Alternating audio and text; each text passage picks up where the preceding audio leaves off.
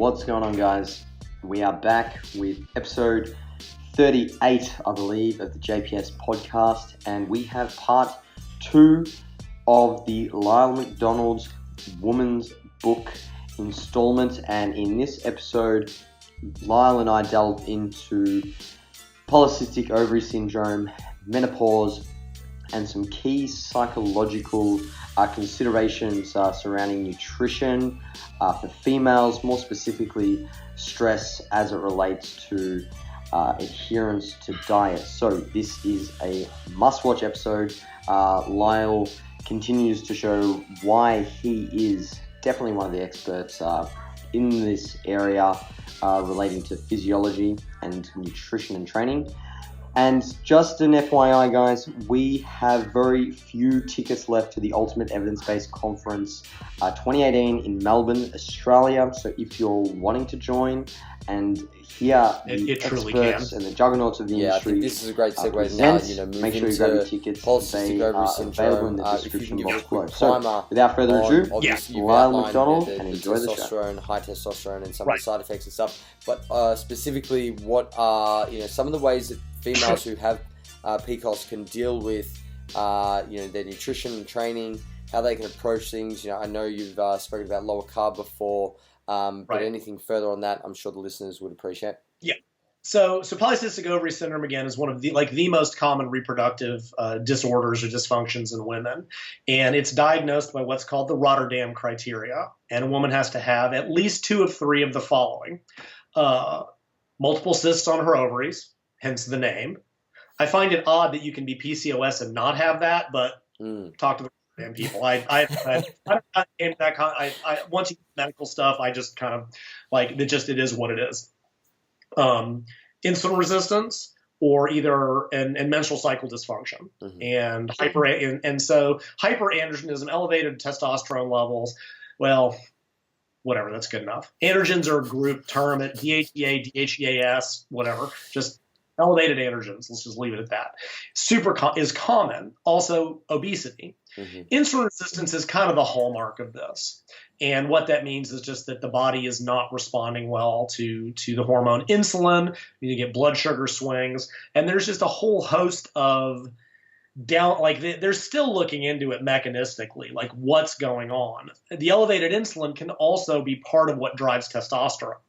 Because hyperinsulinemia, the elevated insulin, causes changes in adrenal gland hormone enzyme synthesis, which causes whatever to be converted in DHEA, which is adrenal androgen, and then that causes more insulin. Testosterone in women causes insulin resistance, and then insulin resistance in women causes elevated testosterone. So it becomes this really major feed forward.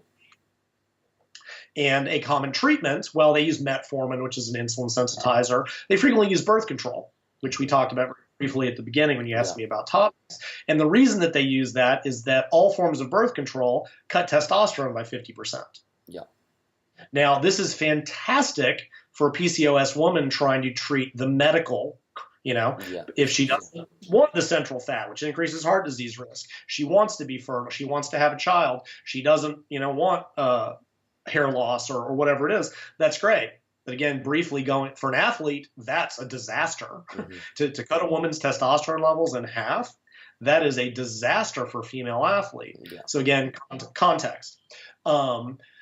The hyperinsulinemia, the elevated, the lack of a response to insulin, the traditional, there's 2 different approaches. If you read the literature, it will say that lowered carb, and I don't necessarily mean low carb diets, just by lowered, let's say 40% of total calories, somewhere in the 1 to 1.5 gram per pound, or like 2 to 3 grams per kilo, less than the 60 to 75% that are kind of the standard dietary recommendations, 30-40%, somewhere in that range. That works, but then the studies are like, but so does a high carb, low fat diet. But here's the thing: when you look at those high carb, low fat studies, it's always high fiber, low glycemic, unrefined carbohydrates. The kind nobody eats. And that's my problem with that conclusion. If you're willing to eat those foods, a high carb diet, because it will lower what's called the glycemic load, which is just the glycemic index times the total amount of carbs. So you can lower that glycemic load by either lowering the glycemic index, kind of how quickly that food digests, or you can lower the total amount of carbs. And I find for most people, because let's face it, low glycemic index foods don't taste very good. It's easier to just lower the total amount of carbs. And that's been shown clinically. And it lowers insulin. But then you add protein, moderate dietary fat, all tends to have kind of a synergistic effect on lowering insulin levels. Even a slight weight loss in PCOS women causes like 5 to 10% of current body weight, has a staggering benefit. Another thing that would sort of be diagnostic, because again, there is this lean type of PCOS woman who's not as frequently insulin resistant, especially if they're active. Yeah. But with obesity, and PCOS and obesity go hand in hand, insulin resistance goes to basically 100%. Like, I'm not exaggerating. Like, it's literally like if you have PCOS and you are overweight, with pretty much 100% certainty, you will have insulin resistance, and you will benefit from lowering your total carbohydrate intake. And for some women, it may be a very low carbohydrate diet. You know, it may be 100 grams per day. There's been a couple studies where they even used like, you know, very low calorie diets, like my rapid fat loss diet, for like 4 weeks, and they get a 10 kilo fat loss, and their fertility, you know, they're everything, so many things normalize so staggeringly because excess body fat is causing its own set of issues. Regular activity, right? Exercise improves insulin sensitivity. But it need the PC, and here's the difference between, say, the PCOS woman optimal and, say, the general fitness woman. Ideally, the PCOS woman would be exercising daily. A woman just seeking general fitness may want to just go lift weights for 30 minutes and do cardio for 30 minutes and do that 3 times a week, and that's it. PCOS woman ideally is doing something daily because that's going to improve local insulin sensitivity. So she might alternate weights, cardio, weights, cardio, weights, cardio. There's also some evidence, you know, we focus on body weight way too much, and it's just an easier term.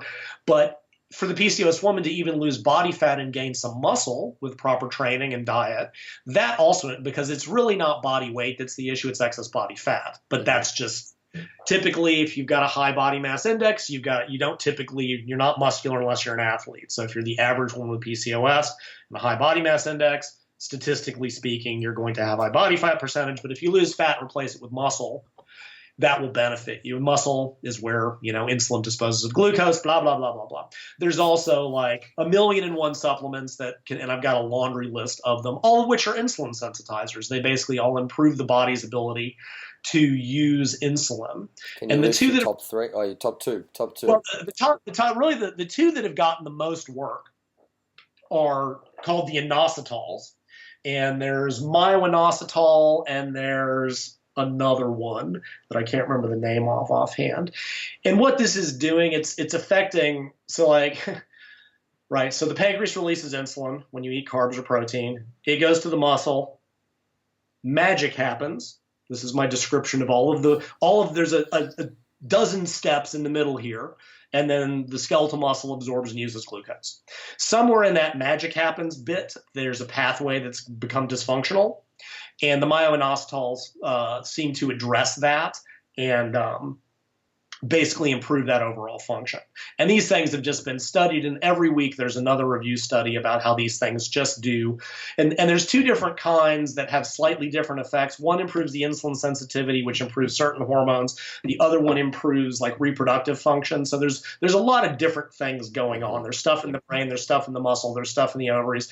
You know, there's other things. Cinnamon, believe it or not, chromium, alpha lipoic acid, vanadyl sulfate was thrown, you know, these were all kind of early bodybuilding supplements actually, but the inositols are really the ones that have been studied the most, and then there's some other cofactors. But, you know, I would always, of course, address diet and training first, but these, for the PCOS woman, and again, so context. Yeah. Women with the hyperandrogenic form of PCOS are some of the best strength power athletes you'll ever train. They're awesome. They gain muscle and strength more like men. They're aggressive. They're combative. They'll punch you in the face if you say the wrong thing to. Like and it's been shown something like 30% of Olympic female gold medalists have hyperandrogenic PCOS. Like it is truly a biological advantage for female athletes in certain sports. Even there's also this subclinical hyperandrogenism. It's like 20 to 30% above normal. That was found originally in swimming, which is a power sport. Even runners, because it just lets women, they gain muscle a little bit easier, they recover a little bit better, they're more anabolic, they're a little bit higher bone density. Like elevated testosterone in women has a staggering benefit. And it's actually hilarious because currently the political agenda, I'm seeing papers that are like, nope, we can't conclude that testosterone benefits female athletes. I'm like, you guys are, oh, it makes me want to just kill somebody. Because it's a political agenda. It's got to do with transgenderism in sports, sex, gender testing, and it's something, I don't touch that in the book either. This is a political issue right now. They are ignoring the biology. I care about the biology, not the politics. But there's just, it's not debatable that elevated androgens in women has enormous benefits on their sports performance. So if you're a PCOS woman who's a power lifter or strength power athlete or any kind of performance athlete, actually trying to correct the insulin resistance or lower your, that's not what you want to do. It's a trade-off. You need, it is a trade-off. You have to do, you may have to do, even their moderate carb diets tend to work better. One of the first women I ever coached, actually, I know she had overt PCOS. She responded to a cyclical ketogenic diet. It was amazing for her because it eliminated her insulin resistance issues for those 5 days.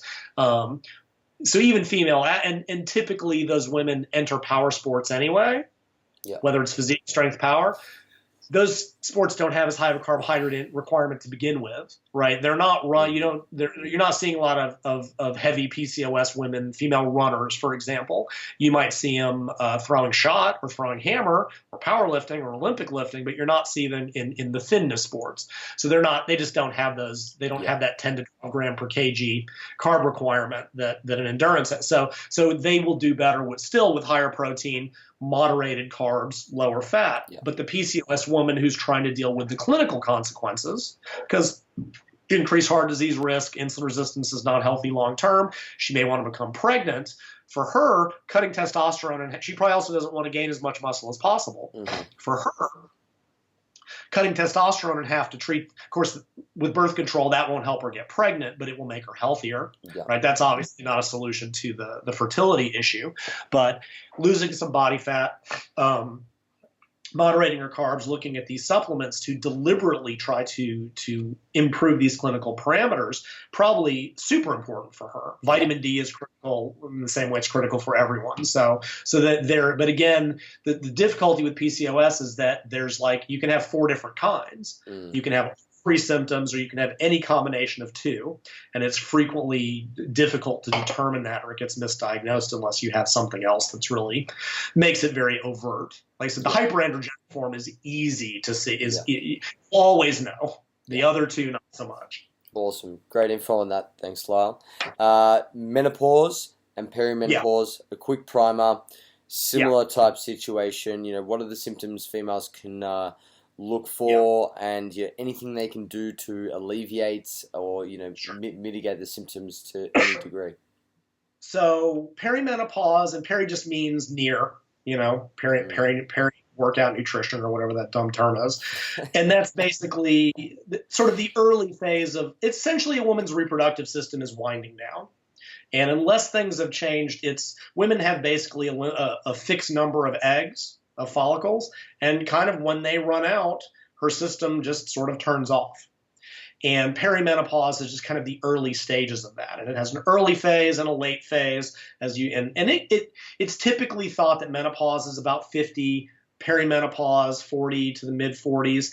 It can happen much earlier, or it can happen later, but that's kind of the average, right? Early perimenopause and late perimenopause are a little bit different. And then menopause, we've got menopause and then with or without hormone replacement. And I'll try to kind of address these all sort of quickly. Honestly, off the top of my head, I don't, it's been so long since I've looked at that section. I believe in early perimenopause, I think it's probably progesterone that starts to go down first, just because the eggs, you start to become anovulatory. The eggs aren't being released as frequently just because there aren't as many of them. And then late perimenopause, you start to see the shift into insulin resistance. As you're kind of, let me back up. menopause without hormone replacement is marked by a handful of things, including insulin resistance, because estrogen is a key player in this, in improving insulin sensitivity, an increase in body weight and body fat, a shift from a lower body fat pattern to an upper body, a more male body fat pattern, loss of skeletal muscle mass, loss of bone mineral density. You start to get all the side effects, and it's called the climacteric. And I don't know why. My guess is it's a German term, because all these things, like, it suggests climate to me. It's like, I think they're just trying to describe it's a perfect storm of stuff that goes wrong. Like, that's my guess, but honestly, I should have looked it up, and I just kind of never thought to. And there you're talking about mood swings, hot flashes. There can be some cognitive issues. One thing that probably doesn't really get talked about, you see changes in vaginal moisture, sexual function. There can even be vaginal atrophy, which obviously has an impact on a woman's sex life late into life. And I just want to mention this because I think it's funny and stereotypical. Paper I came across last year, and they asked men what their biggest concern was for their partners going through menopause. And what it basically came down to was, how will this impact my sex life? Because, men care. I just thought, for some reason, I saw it, I'm just like, of course that's what men responded on average. But it wasn't like how she's going to feel. It's like, how will this affect me getting laid? Yeah. Anyway, so you just see, so what's happening at perimenopause is just kind of like this shift towards all of that. So in late perimenopause, you're starting to see the insulin resistance develop because estrogen is low. You're starting to see that gradual loss of bone mineral density, metabolic rate starts to go down, the shift in fat patterning, kind of and then early perimenopause. So it's kind of, it's different hormonally, and I think I grouped it differently in the book, but like I said, I haven't looked at it in a while. Then you hit menopause, where basically her reproductive system shuts off completely. She's no longer producing estrogen. She's no longer producing progesterone. There are no follicles, or at least she's not releasing it from the ovaries, estrogen. Now, women's bodies do make estrogen within cells, right? Her androgens can be converted into estrogen within fat cells, within other tissues. And one of the long-held theories is that part of the reason women gain more body fat as they hit menopause, it's their body's attempts to keep at least local estrogen levels higher, because they have more fat to convert the androgens to estrogen. I don't know if that's still supported. It's been a really long time since I looked at that.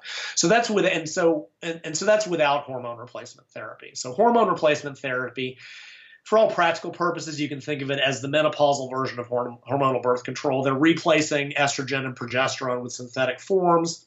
There's been a big interest in androgen replacement, low dose, for not only health benefits, but also sexual function. That's still really new, and there still seems to be a lot of resistance to it, because I think classically trained physicians, like, testosterone's a man's hormone. We don't want to give this to Graham. Like, I think that's really, I think but the data is increasingly showing that there's just staggering benefits to this. And what I actually really want to mention, and I'll come back to the breast cancer thing. One of the big issues with hormone replacement is there's been this fear over increased breast cancer risk from an early study. And I'll come back to that and address this first. Did I lose you? No, still good.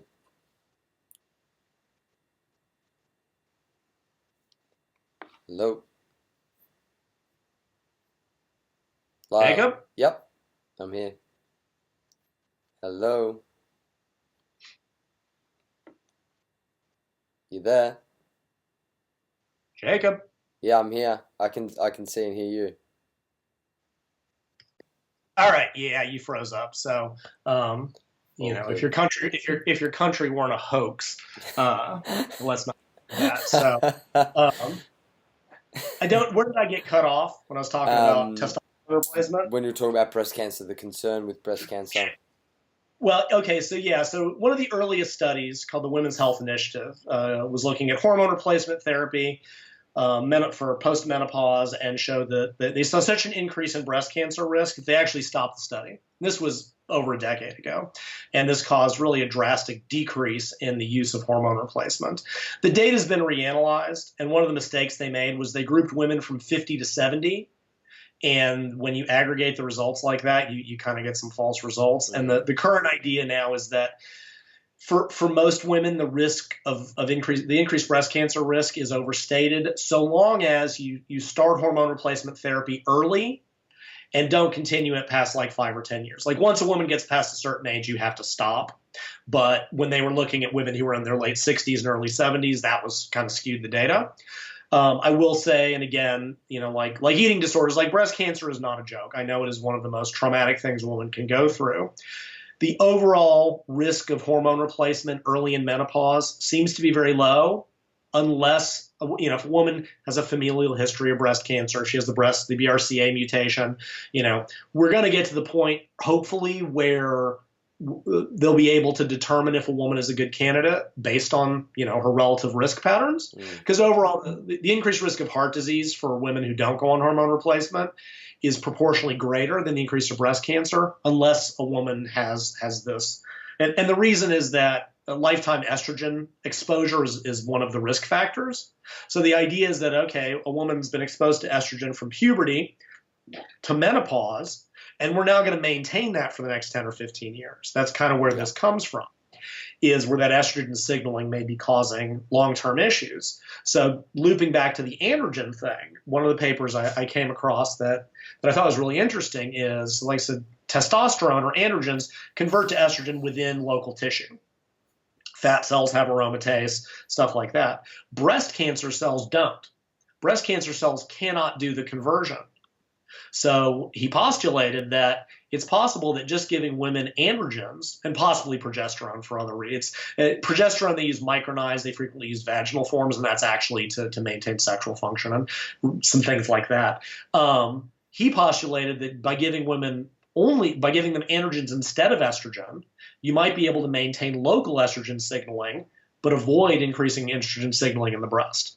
So that'll be something I think hopefully 5 or 10 years down the road will become a thing. But like I said, basically hormone replacement, it essentially reverses all the bad things that happen at menopause. It prevents the increase in weight gain and body fat percentage. There's a big concern. Estrogen is very involved in cognitive function. And there's at least some concern that lack of estrogen signaling, and women do frequently kind of report, cognitive issues, mood swings, actually very similar to what happens in the tail end of the menstrual cycle, right? During the typical PMS week, estrogen crashes to a very low level. That's when women typically get mood swings, depression. I've known women that like literally they reported they're like, I lost my words, like they just can't find their vocabulary, and then they start menstruating and everything goes back to normal. Some women report what are essentially hot flashes, and that's due to the low estrogen. So hormone replacement does seem to reverse all of this, all of these, basically all of these negatives. But there is, again, there's always that potential risk of increased breast cancer risk. But that's so kind of what would be ideal from like a dietary or training standpoint. Some of it does change depending on where a woman is and what happens. So I believe early perimenopause, woman's still fairly insulin sensitive, so you can keep carbs higher and fat lower. As she enters perimenopause, and frequently hormones are started then, but if she doesn't introduce hormone replacement, she's going to start becoming insulin resistant. So lowering her carbs, moderating her carbs. I mean, I'll say this again, I've said this in every podcast. If there's really one thing I hope women get out of this book or anything I talk about, is to eat enough protein. Honestly. I said we weren't going to talk about this today, Lyle. Yeah, I know. I just want to say that just generally. It's just like that. So almost like take anything I say about carbs and fats, like assume sufficient protein is part of this. Like just take that as de facto. So early perimenopause, diet can stay kind of the same. Late, probably want to moderate carbs, increase dietary fat, it'll increase fullness. As women hit menopause, if they go on hormone replacement, that seems to maintain insulin sensitivity. And if they don't, they become insulin resistant. So the menopausal woman who's not on hormone replacement should probably moderate her carbs, a little bit higher fat. Women on hormone replacement can maintain carbs a little bit higher. Other questions that come up that you've probably got on your list, but I'll go ahead and hit, does weight loss does weight gain is common at menopause? And the question is, well, does weight loss become harder? Is it impossible for the menopausal woman?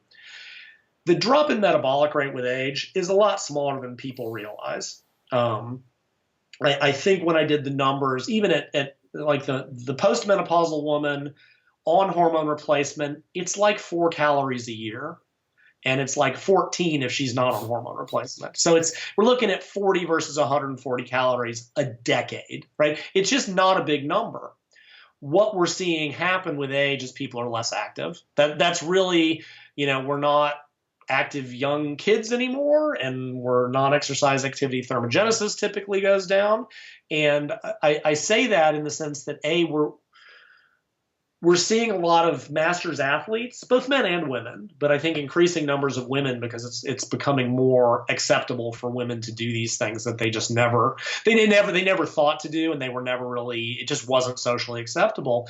You have women in their 50s who are stepping on stage for physique competitions. There is an increasing number of female masters athletes that are they maintaining their 22, 23-year-old weight and body fat percentage and performance? No, of course not. But what the studies are finding is that what used to be thought was purely related to aging is mostly less activity.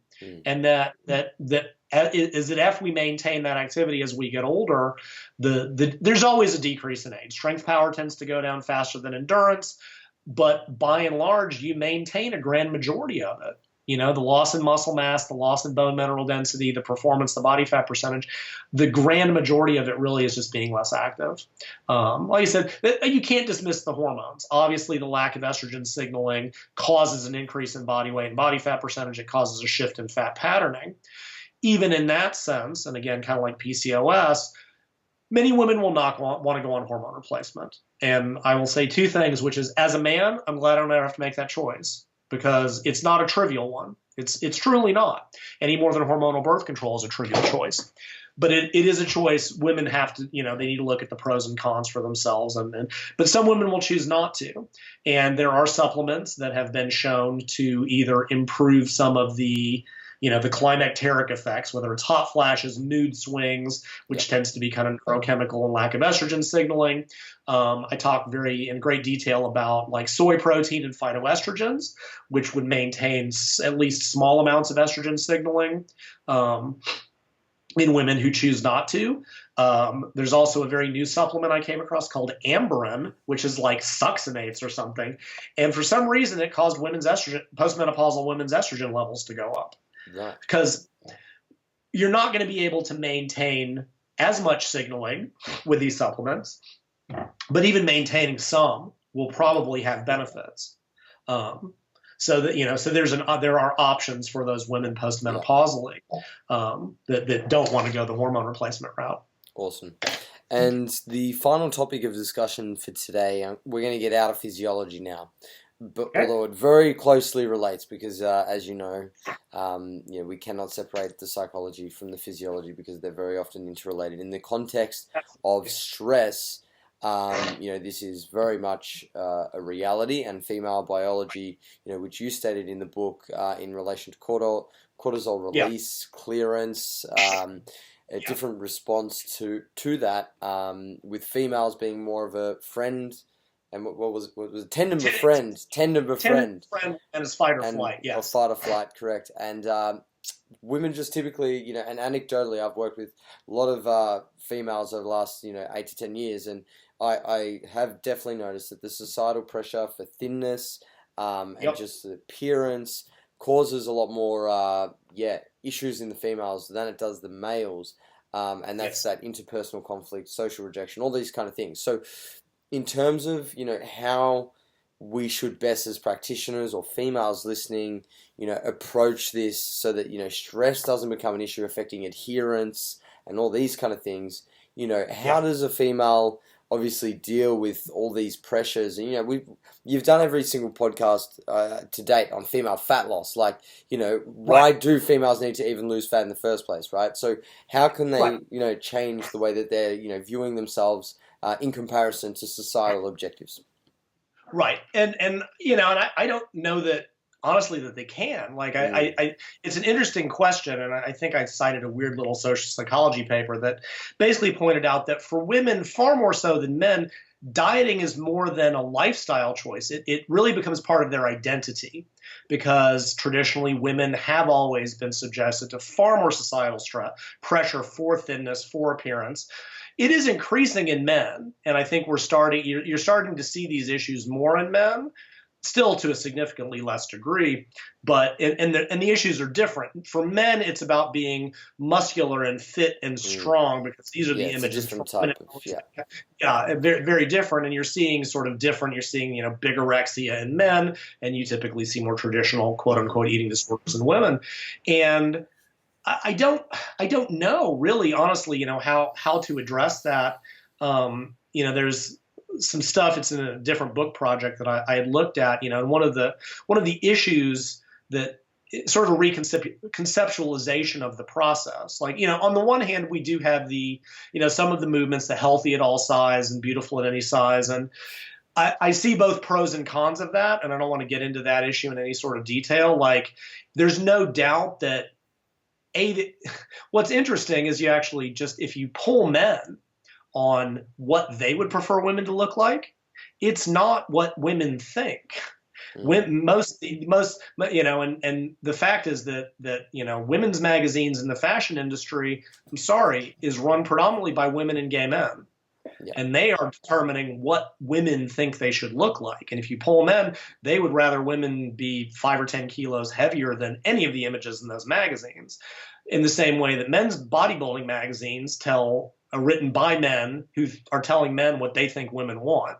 Oh yeah, big pecs and big guns. What do you get when you get big pecs and big guns? Every dude tells you how good you look, right? And people, women, their favorite body part is the butt. So everyone is being exposed to sort of these ideological thoughts about appearance that are really have very little basis in what the opposite sex wants. But that doesn't change the fact that it exists, that little girls are told from a very early age that if they don't look, and frequently, you see this where their parents and frequently their mothers who grew up in that, right? I'm not saying these are, you only know your own experience. And if you grew up during the 70s, there's, one of the most brilliant things you'll ever see. There was a weight loss, there was a Barbie back in the 60s, one of my favorite stories. And she came with a diet plan, and it came with a scale that said 110 pounds, and her diet book said how to lose weight. Don't eat, right? We had a generation of women, and my mother's one of them. That's how you dieted. If you didn't weigh the magic 110 pounds, or whatever the magical body weight is. So you have this feed-forward cycle of women who were told that they must weigh this, who then tell their little girls or their daughters, I see it in my group. My kid's overweight. Should I put them on a diet? No, not unless you want to ruin them for the rest of their life. Get them eating healthier and exercising. Focus on that, focus on the process, not the end result. And maybe that's part of it. I remember years ago in some personal trainer newsletter to the effect of people who focus only on weight loss will always be disappointed, but people who focus on improving their health and fitness will usually lose weight or body fat. And I think there's a great degree of truth to that. Not that, and if you read this book, like, I don't ever really tell women, like, it's not my place to tell anybody what they should or shouldn't do.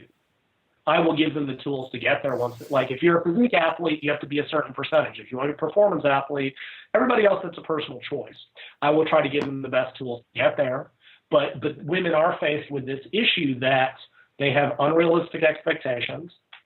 People often have really poor expectations of what losing weight will do for them. There was a paper I came across years ago to the effect of, they polled people, what do you think will happen when you lose weight? Well, men think that when they get a six-pack, they'll get laid. Women think that they'll get a boyfriend, they'll get a better job, they'll be more popular. And then, of course, when those fail to materialize, they decide to just chuck the whole thing. And this is true of so many things with that. When you've got that focus on just that external validation, that external focus, that can cause a lot of problems because, and if you're doing it for someone else, if you're doing it because you think it's going to help you do something other than be happier in your own skin, you're probably going to be disappointed. And I don't know if that answers the question. Once you get into this kind of psychology, I'll be honest, it's not my strength. But yeah, this is really a problem, which then compounds with, I think, where you're going with this, which is like, how women think they should diet, how women are told they should diet, correct. Rigid dieting attitudes, and disinhibition, which and it's all, women are more likely to show what are called rigid eating attitudes and dietary restraint. And dietary restraint is not dieting per se. It is a concern with your food intake. And in the modern world, you kind of have to be, or you're going to become overweight, statistically speaking. You have to show some concern with what you're eating, other than that tiny percentage that stays lean without thinking about it.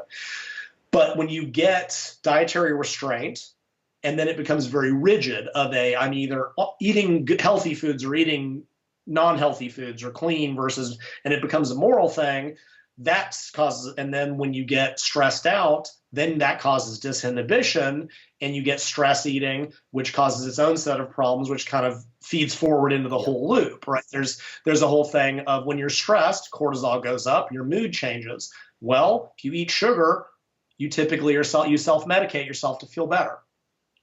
Now you feel guilty because you ate sugar, and it just becomes this really bad feed forward loop that it's very difficult to get out of. So, I would love to tell women not to be pressured by the images in the media, but I don't know that that's possible. Like, I don't, the reality is society is not going to change overnight, if at all. I even mentioned this in the book. I mean, the Winter Olympics is going on and I'm not watching it, but I'm sure this has happened.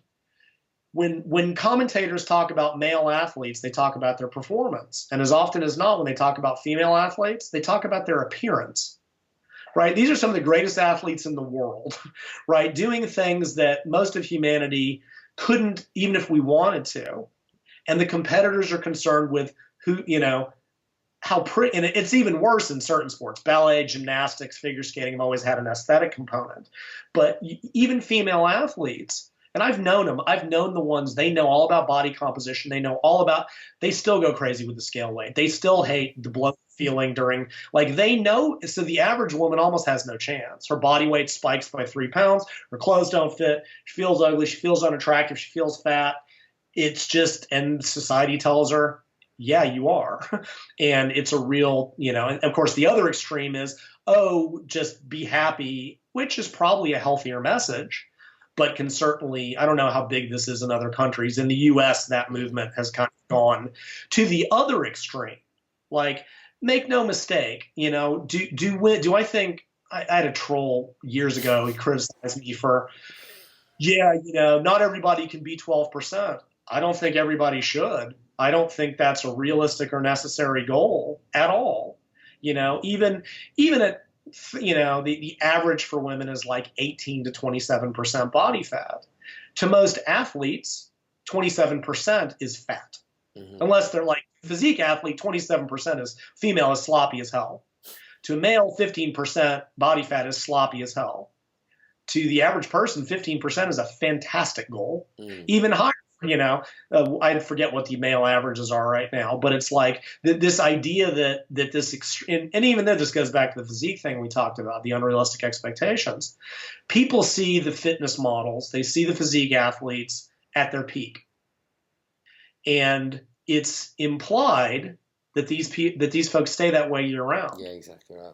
And they don't, right? For that one shot, and many of them truly rebound to the other extreme. Like, I'm not talking about they go from 12 back to 18. In their off season, you hear about a lot of competitors that they rebound back up to 30. They can never get it together again. They can never, especially if they dieted very pathologically. There's this image, as being realistic and sustainable, and it's not on any level. So, if the average, and again, from a health standpoint, if you lose 5 to 10% of your current body weight, every clinical parameter of your health will improve. This has been shown study after study after study. So the woman's 250 pounds, 120 kilos roughly, and she loses 12 kilos, her health will improve. I don't think most women will be satisfied with that. But if they focused on that and then maintained it and then lost the next 12 kilos and the next, and I cite some studies in the book where women are asked, what's an acceptable weight loss? And it's like 32 kilos. And most of them lost like half of that, 16 kilos, 35 pounds. And they were miserable about it. Like, are you kidding? And of course they lost it half as quickly as they thought they would. But there are just these absurdly not only expectations of where you'll end up, but how easily and how quickly you'll get there. And the dieting and fitness industry promotes this. And, and that's where I guess focusing on the process or at least trying to become more internally motivated. And this gets into something like I see this online and people go, don't be externally motivated. I'm like, that's like telling a cat not to be a dog.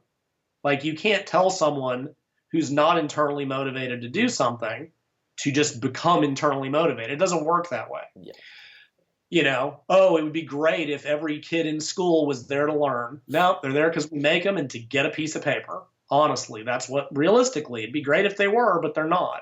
It'd be great if everybody choosing a goal didn't want to see the scale go down, but it is what it is. At best, and there's something called self-determination theory. That's one of the current things, like you become relatively more internally motivated. Yeah. And I used to see that with clients, and I'm sure you have too, right? Every client, every woman, female client, I want to lose weight. Okay. Week 3, not losing any weight. Just, it'll happen.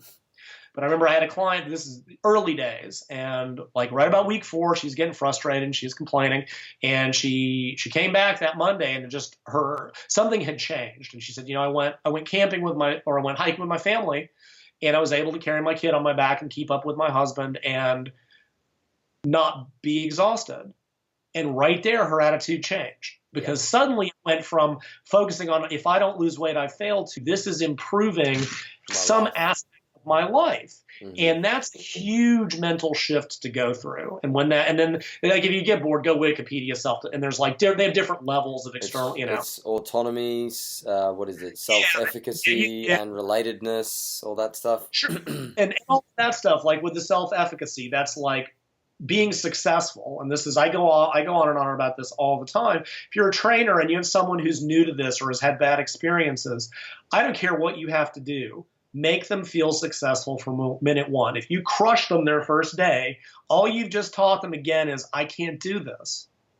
Crush them in 6 weeks, right? There's no rush. Yeah, they're going to tell you, I want you to work me to death. Let's just try it a different way because you've done this before and you get hurt, right? Start them light so that by day 2, give them something they can accomplish so they walk out of the gym feeling better.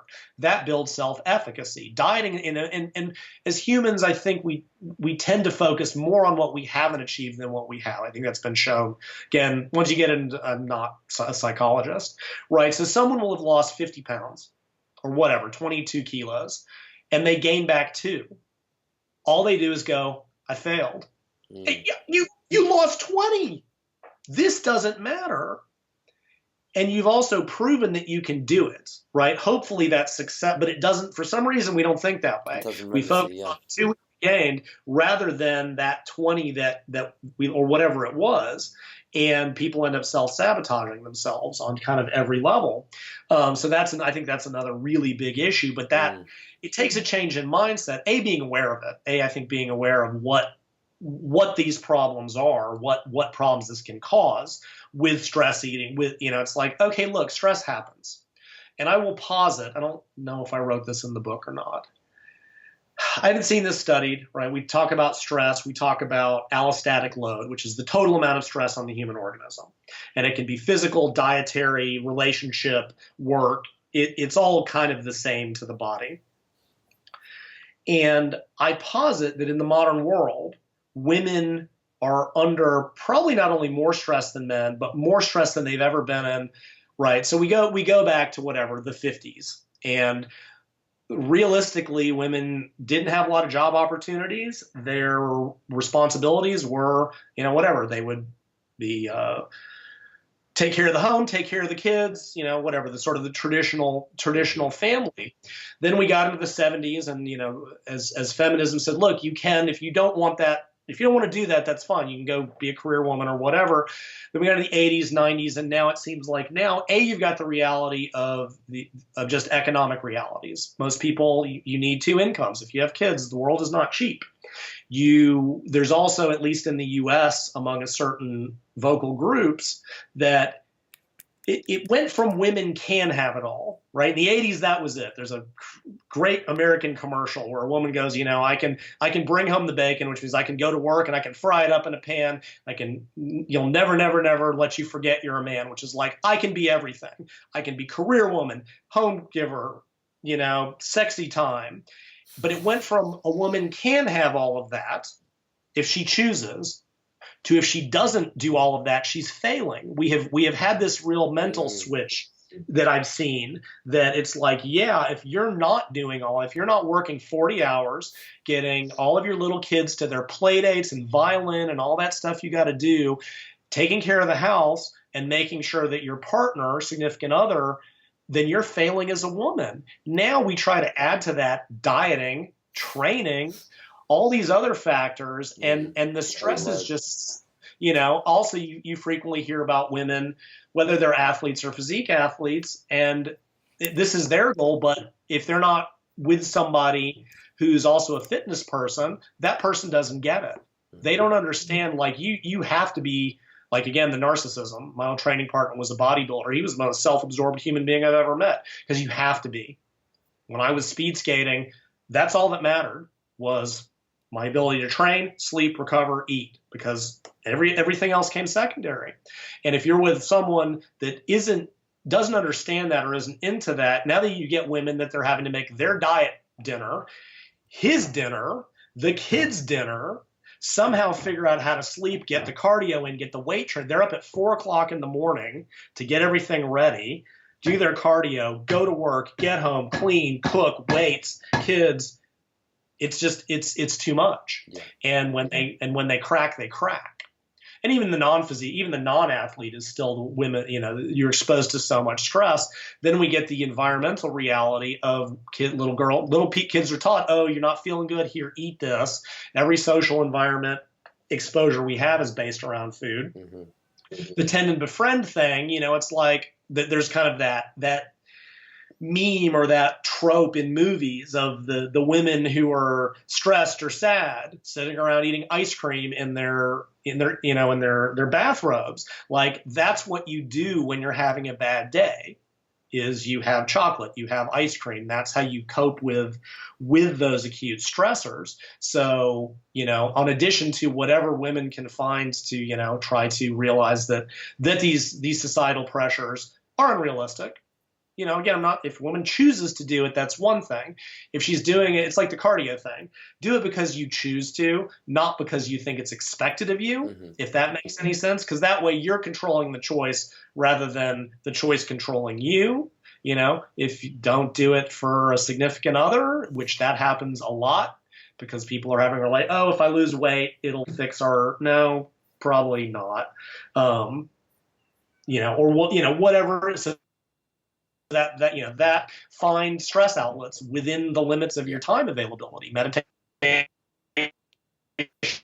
is great. Learning to cope, you know, with those quote unquote daily hassles. But again, if you don't have any time, good luck. Mm. You know, yeah.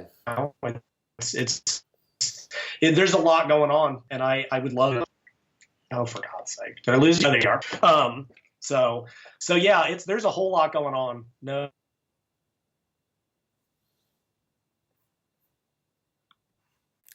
Man, Australia needs better internet. I tell you what. I know. It's horrible. Some of it's off Skype, but yeah. So you've got, you know, there's other people that deal with the psychology of this a lot more than I do, certainly. But you do have, and to your point, it does interact with that stress system. When men get stressed because they're preparing for fight or flight. Mm-hmm. Whereas women, it is that tend and befriend thing where they're going to go, you know, they're going to call their close friends, or they're going to go look for a group dynamic. And that's probably going to be like, oh, let's go have wine and ice cream. Yeah. And may not be the best solution to it. Go to a yoga class or whatever it is. Find that group dynamic that's sort of supportive in that regards. Yeah. Well, Lyle, I think we've covered quite an extensive amount of both the physiology and now the psychology. I can't thank you enough for your time as well as your contribution to the fitness community and the work that you've done. Guys, I'm going to link the book Lyle has just written, which covers everything that he's discussed and more in today's episode in the description box below. Make sure you grab a copy, because not only will you benefit tremendously from it, there's a lot of theory as well as practical recommendations in there, but I think it's only fair that we support someone who gives out so much free content over the years and helps people without ever asking for anything in return. So guys, thank you again, Lyle, and I hope you all enjoyed this episode. All right, go get some sleep. Now I got to get